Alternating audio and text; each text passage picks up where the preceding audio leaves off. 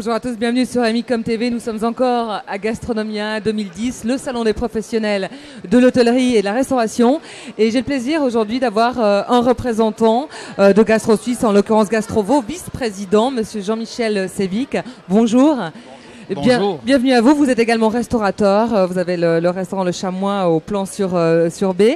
Et on a envie de parler de Gastro Suisse. Donc évidemment, tout le monde a entendu parler. La plupart dans votre milieu connaissent, bien sûr, mais peut-être pas le cas du commun des mortels. Donc on peut expliquer la fonction en fait de l'association de Gastro Suisse, Gastrovo. Il y a donc ces antennes régionales.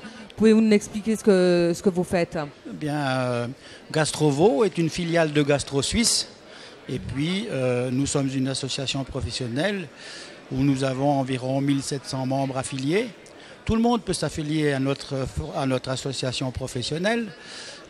Cette association professionnelle défend nos membres, que ce soit par exemple pour la fumée, pour la formation, pour tout ce qui se passe sur le niveau des lois. Voilà. Et nous sommes là pour justement défendre notre association et nos membres. Et puis, en plus, nous formons aussi nos membres, donc nos membres ou nos futurs membres, pour l'obtention du certificat de capacité qui donne droit à une licence sur le canton de Vaud. C'est le G1, le G2, c'est ça? Voilà, le G1, c'est la base de la formation de restaurateur. Ensuite, c'est volontaire si on veut faire le G2 ou le G3 qui correspondent à des formations plus poussées. Alors c'est difficile, c'est vrai qu'on l'a entendu dans les débats ici, vous avez fort à faire avec toute cette politique, avec tous ces changements de loi. En plus, vous n'êtes pas représenté aux chambres fédérales. On demande toujours plus aux restaurateurs. On demande toujours plus de qualité, de ne pas payer trop cher. On demande de l'animation dans des restaurants et d'un autre côté, les gens se plaignent du bruit. Donc on a l'impression que c'est plus si facile. Enfin, ça ne l'a peut-être même jamais été. On a cette idée de métier paillettes. Or, c'est difficile. Il y a une grande pénibilité. Et avec ces facteurs justement de loi. Alors comment vous fonctionnez? Où en est-on à l'heure actuelle? C'est un métier très complexe déjà, puisque nous touchons pratiquement à tout. Mais en ce qui concerne par exemple la fumée, vous avez vu que nous ne pouvons plus fumer dans les lieux publics, donc dans nos établissements, ce qui a entraîné déjà une perte d'environ 20% de chiffre d'affaires. Voilà, du côté le petit café sympa, faire ses cigarettes le matin. C'est très difficile. Les gens se rapprochent plus des endroits qui sont un petit peu ouverts où ils peuvent se fumer. Donc. Et puis, je dirais que maintenant, sur le plan de l'alcool, on va aussi dans ce sens où il y aura des restrictions. Donc, nous essayons de nous battre et nous nous battons pour justement on ne soit pas trop pénalisé par rapport à d'autres lieux.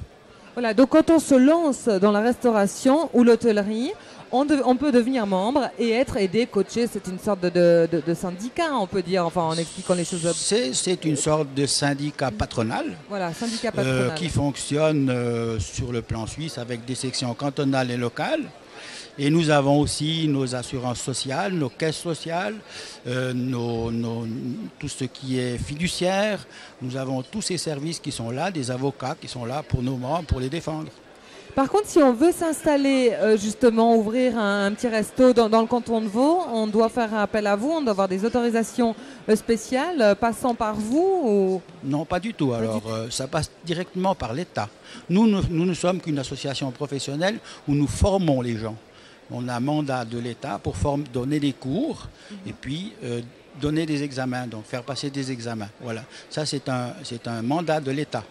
Mais nous ne donnons pas d'autorisation, ça c'est tout l'État qui s'occupe. D'accord. Monsieur Sévic, est-ce que vous êtes optimiste quand même pour l'avenir? Quelle est votre vision du futur au niveau de la restauration? Le métier de restaurateur, c'est un des plus beaux qu'il y a au monde. La première chose, si on veut faire restaurateur, c'est aimer ce métier. Si on aime ce métier, si on s'investit dans ce métier, surtout en couple, on peut avoir beaucoup de succès. Mais il faut premièrement se former, parce que quand on vient d'un autre sérail, c'est très difficile, c'est un métier très complexe. Et puis, il faut, moi je pense, s'affilier à une association professionnelle pour justement, comme vous disiez avant, être coaché. Voilà, être aidé de toutes parts. Voilà. Et vous avez certainement des exemples de gens qui se reconvertissent, qui se lancent dans ce métier, comme vous dites, qui n'est pas le leur finalement à la base. Oui. alors qu'ils sachent vraiment dans quoi ils mettent les pieds, puisqu'il y a tellement de choses au niveau de la gestion, de la logistique, le personnel, gérer le personnel. Rien que ce problème, c'est déjà un immense problème. Il semble que ce soit le problème récurrent qui vienne plus souvent en dehors de tout ce qui est politique et à la gestion du personnel. C'est un problème récurrent, ça c'est vrai. Mais comment vous expliquez ça?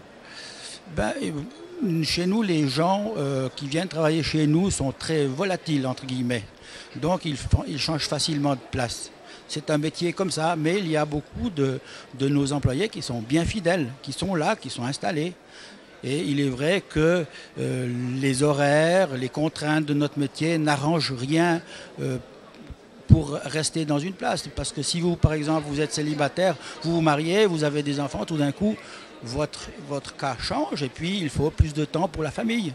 Donc notre métier est un peu difficile pour ces cas-là. Bien sûr. C'est pour ça que vous prenez le couple, comme votre collègue. Oui. Très bien, Jean-Michel Sévic, merci beaucoup. Merci à vous. De nous avoir apporté toutes ces informations. On se retrouve quant à nous très bientôt pour notre émission. Au revoir.